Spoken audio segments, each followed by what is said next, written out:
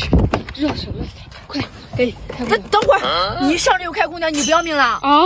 夏天车子经过暴晒之后，这些饰板呀、塑料啊都会释放出大量的甲醛。你一上来就开空调，那不等于慢性自杀吗？那夏天这么热，不开空调谁受得了啊？来，我告诉你个方法，保证你车里的空气又香又干净。以后空调随便开啊！你去网上找这个香百年，它看着是个香薰，实际上是个空气净化器。它不仅能除臭味、去霉味，还能分解夏天暴晒后这些饰板呀、塑料释放出来的皮革味。你有时候头痛头晕都是这些毒气闹的，你就把它往这么一放，能用好几年，保养钱都省了。怎么样？是不是很简单？观赏，每天学点节制。